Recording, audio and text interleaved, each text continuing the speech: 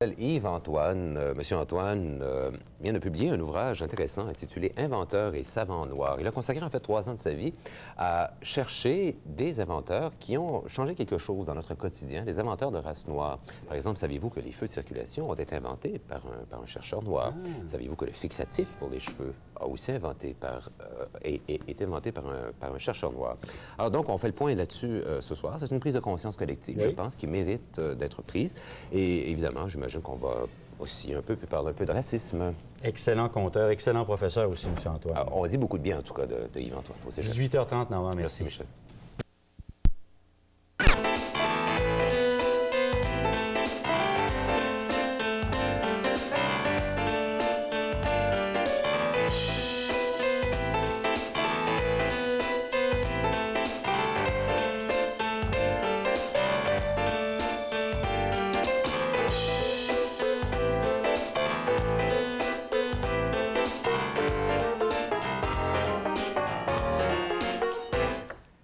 Bonsoir, mesdames, messieurs. Bienvenue au Ce Soir en couleur, ici Normand Latour. Haïtien d'origine, mon invité ce soir est professeur et auteur. Il publiait récemment un ouvrage intitulé « Inventeur et savant noir ». Question de, comme il explique, de remettre les pendules à l'heure et de nous rappeler que la communauté noire internationale nous a donné bien plus que de grands athlètes comme Mohamed Ali ou Bruni Surin plus près de nous. En fait, il y a un nombre impressionnant d'inventions que nous devons à des savants ou à des chercheurs noirs. J'accueille donc ce soir en studio l'auteur Yves-Antoine, à qui vous pourrez poser des questions, si vous le désirez, en composant de la grande région de la capitale nationale le 724-51-92 ou encore sans frais le 1-877-271-7778 si vous nous appelez de l'extérieur de la région immédiate d'Ottawa-Hull.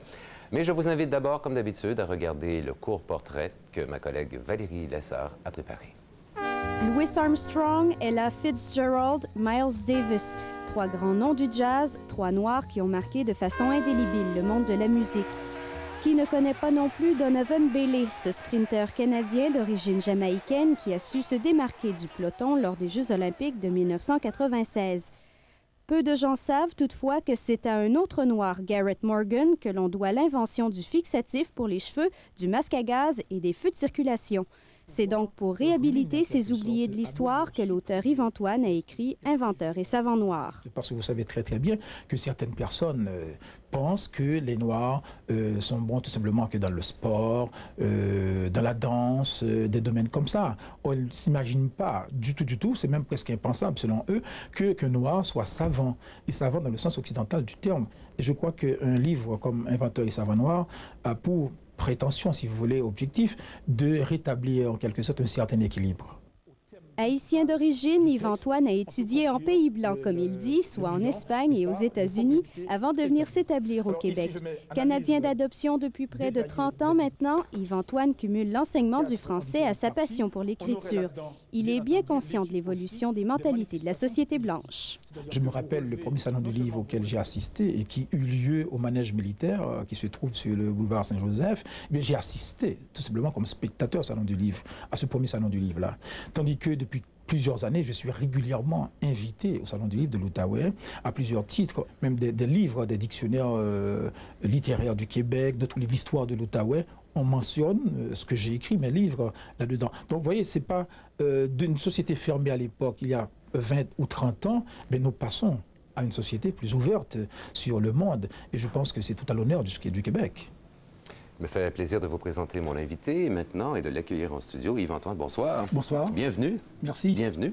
Alors évidemment, ce n'est pas votre premier ouvrage, non, c'est le 9e. C'est le 9e. Mais le premier sous cette forme, parce que c'est la poésie qui vous a animé longtemps. C'est le prof de français en vous, ça. Exactement. J'ai publié de la poésie, ensuite un ouvrage critique qui s'appelle « Sémiologie et personnages romanesques » chez Jacques-Stéphane Alexis. Ouais. C'est ma thèse de doctorat, bien, en 1993. Yves-Antoine, ce n'est pas un roman, donc Inventeur et savant noir. Ce n'est pas non plus une lecture que je qualifierais d'ardue. Au contraire, on y apprend plein de choses. Merci. Mais d'où vous vient cet intérêt pour écrire sur un sujet semblable? Bon, c'est le hasard. C'est l'effet du hasard parce que je lisais, je suis tombé sur un magazine américain qui s'appelle Ebony. Et je me suis rendu compte qu'on parlait d'un chimiste du nom de Percy Julian. Et il est mort en 1975 et on a émis un timbre à son effigie qui est en circulation aux États-Unis. Oui.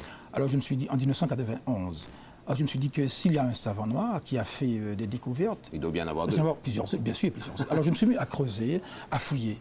Et c'est comme ça que justement l'idée m'était venue de faire cette recherche et d'écrire ce livre. Mais que de recherche? Oui, Que ça a de duré recherche. 3 ans. J'ai mis 2 ans plus exactement à faire les recherches et environ 1 an pour la rédaction comme telle. Je le disais en tout début d'émission, vous ressentiez aussi le besoin de remettre les pendules à l'heure, si je comprends bien. Exactement, parce que justement, il y a un préjugé selon lequel le noir ne peut exceller que dans le sport, la danse et je ne sais pas trop quoi, alors qu'il est difficilement concevable qu'il excelle aussi dans le domaine scientifique, dans le domaine de l'intellect comme tel. Mais pourquoi? Ça vient d'où, ça? Bon, ça remonte... C'est une question que je me suis posée pendant tout le temps que j'ai lu votre ouvrage. Ça vient de très loin, de très loin. Vous savez qu'à l'époque coloniale, à l'époque de l'esclavage, eh bien, il fallait quand même dévaloriser tout ce qui concernait le noir. Sa religion, sa langue, il n'avait pas de religion, il n'avait pas de langue. La couleur de sa peau, il n'était pas la bonne couleur. Donc il fallait tout dévaloriser. De même, son intelligence aussi. Il ne sera jamais, n'est-ce pas, aussi intelligent que le blanc. Donc ça vient de très, très, très loin. Il ne peut pas, évidemment, produire dans le domaine de l'intelligence, de l'intellect. Donc, trouver un savant noir, un inventeur noir, ce n'est pas possible. C'est contraire aux normes en quelque sorte. Donc moi, je voulais tout simplement rétablir l'équilibre et rendre aussi une certaine justice. Et en faisant cet ouvrage, vous avez dû aller, comme nous, lecteurs, de découverte en découverte, comme Absolument. auteur. J'ai beaucoup appris beaucoup de choses parce que il y a 3 ans, j'ignorais complètement l'existence de ces Noirs. Je ne savais pas si nous, les Noirs, avons aussi contribué au développement de la science et de la technique moderne. Et la réponse est oui.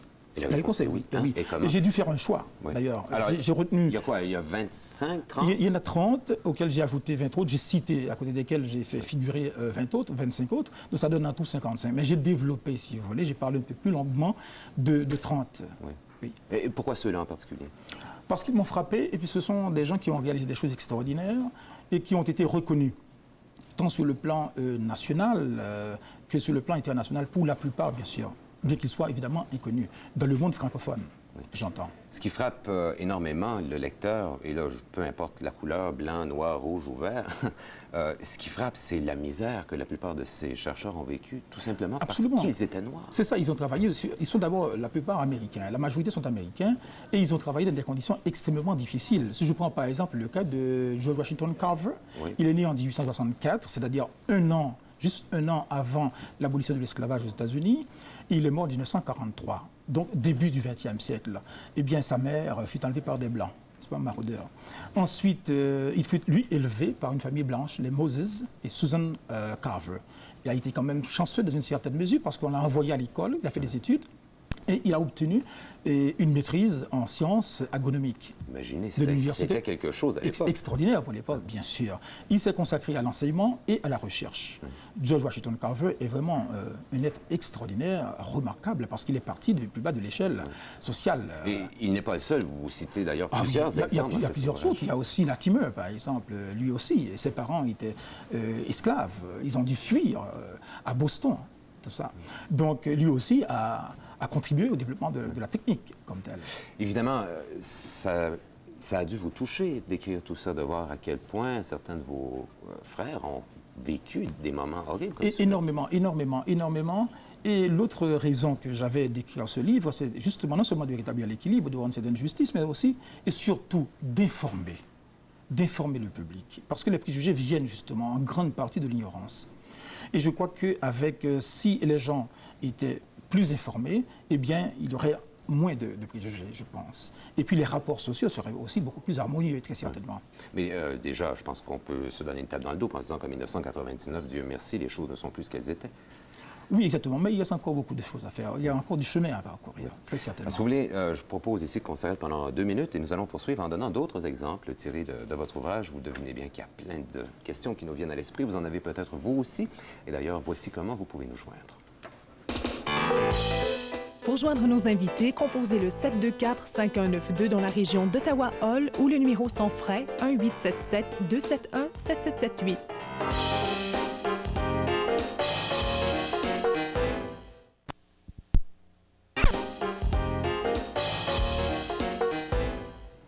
L'auteur Yves Antoine est mon invité ce soir, a publié Inventeur et savant noir, un ouvrage qui vous a tenu occupé drôlement pendant 3 ans. Est-ce qu'il y a un de ces chercheurs qui vous a frappé plus qu'un autre? Il y en a deux. En réalité, c'est George Washington Carver, dont j'ai parlé un tout petit peu, parce qu'il a été très fécond. Il a tiré de la pomme de terre plusieurs produits, comme l'amidon, le caoutchouc synthétique, la farine, etc. De même de l'arachide. Il a tiré aussi plusieurs produits, le shampoing, le savon, la poudre de toilette. Il a même fabriqué une espèce de matière plastique que Henry Ford utilisait dans certaines pièces d'automobile. Il a été vraiment très largement récompensé. En 1916, il fut élu comme membre à la Société royale des arts, de l'industrie, du commerce de Grande-Bretagne. On a émis aussi un timbre à son effigie aux États-Unis en 1948. Il y en a d'autres qui m'ont frappé. Par exemple, George Cawooders, qui est né en 1939. Ce qui veut dire qu'il vit encore, je présume, et il travaille pour la NASA. C'est un astrophysicien, il est docteur en astrophysique et en aéronautique. Et Cawooders, lui, a fait deux inventions. D'abord, un convertisseur d'image qui est capable de détecter des radiations électromagnétiques. Et il a fait aussi la mise au point un autre appareil très performant, un appareil hybride appelé caméra spectrographe. Cet appareil fut transporté à bord d'Apollo 16 en 1972. Et on l'a utilisé. Bien sûr, et placé sur la Lune, et avait pour mission de renseigner les scientifiques sur la structure physique de l'univers. Oui. Il a eu des prix aussi. Il fut récompensé d'une médaille par la NASA. Et même...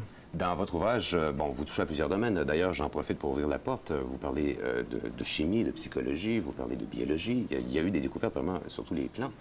Exactement, de médecine aussi, de médecine, de technique comme telle. Par exemple, il y a un appareil qu'on appelle évaporateur. Ça a été fait par Norbert Rillieux, qui lui est né en 1894. Et c'est un appareil qui permet de raffiner le sucre et de produire un sucre de très bonne qualité. C'est encore un appareil qu'on utilise aujourd'hui. Exactement, c'est ça, bien sûr. Je vous propose qu'on prenne un premier appel, si vous le voulez bien, Monsieur Antoine. Monsieur Oumar Béhir, qui nous appelle de Hamilton. Bonsoir. Monsieur Béhir, est-ce que vous êtes là? Allô? Oui, bonsoir. Bonsoir. Votre question? Je ne vous entends pas au téléphone, je dois garder ma télévision ouverte. Bien. Ah bon, OK. Alors, quelle est votre question, Monsieur Béhir? Je veux d'abord... Non, c'est M. Nelson du nord de l'Ontario. Oui. Pardon? C'est M. Nelson du nord de l'Ontario. Ah bon, Raoul Nelson. D'accord, je m'excuse. Bon, j'appelle d'abord pour féliciter M. Antoine pour son livre que j'ai hâte de pouvoir lire. Et semble-t-il, tous les inventeurs et puis ingénieurs savants qu'il a découverts, semble-t-il, ce sont des Américains. Est-ce qu'il y en a d'autres nationalités et de quelle nationalité sont-ils les autres? Oui, alors dans l'ensemble, la plupart des savants dont j'ai parlé, des inventeurs aussi, sont de nationalité américaine. Oui. Et pour cause, parce que les États-Unis sont un pays très développé, bien entendu, donc qui possède des infrastructures. Oui. Autrement dit, un climat favorable au développement de la science et de la technique. Oui. Oui. Premier point. Mais à côté de ce savant américain, il y en a d'autres, évidemment. Il y a Jan Metzalaiger. Lui, il vient de Suriname, mais il a vécu aux États-Unis aussi. Qu'est-ce qu'il a fait? Eh bien, il a créé un appareil qu'on appelle machine à monter des empeignes. Donc il y en a d'autres. Oui, les souliers, bien sûr. Il y a aussi Lewis Latimer, qui, lui, William Arthur Lewis, qui est un économiste, qui a eu le prix Nobel d'économie en 1979, qu'il partagea avec un Américain du nom de Theodore Schutz. Oui. Donc il n'y a pas seulement des Américains, il y en a d'autres aussi à côté. Nous allons prendre un autre appel. Il s'agit cette fois de Jasmine Nedgar, qui nous appelle d'Ottawa. Bonsoir. Bonsoir. Votre question? Je voudrais d'abord... Allez-y. Est-ce que vous m'entendez? Oui, on vous entend bien, madame. OK. Alors, je voudrais d'abord remercier l'écrivain d'avoir en fait sorti de l'ombre ces inventeurs noirs. Et je voudrais aussi lui demander, est-ce que parmi toutes les personnalités qui ont été recensées dans son ouvrage, est-ce qu'il y aurait des femmes? Et dans le cas où il n'y en aurait pas, j'aimerais bien qu'il nous donne les raisons peut-être, ou bien nous donner quelques... vous serez ravi d'apprendre, Jasmine, qu'il y en a 3. Très certainement, bien sûr. Madame Patricia Cowings, qui travaille actuellement pour la NASA et avec qui j'ai eu le bonheur de correspondre. Et qu'est-ce qu'elle a fait? Elle était ravie, d'ailleurs. Hein? Aussi, bien sûr, parce qu'elle m'a répondu immédiatement. Elle m'a envoyé des photos, évidemment. Des recherches en psychologie. En psychologie, c'est ça. Elle a mis au point une technique. Parce que vous savez, la NASA, pour les recherches, n'utilise pas seulement le service des astrophysiciens, des techniciens, mais la NASA fait appel aussi à des psychologues. Parce qu'il y a des problèmes qui sont posés par la situation d'apesanteur également. Donc, Mme Patricia Cowings a mis au point une technique qu'on appelle Autogenic System 2. Donc c'est une technique qui permet aux astronautes d'identifier des syndromes dus à la microgravité, à la pesanteur et de les neutraliser.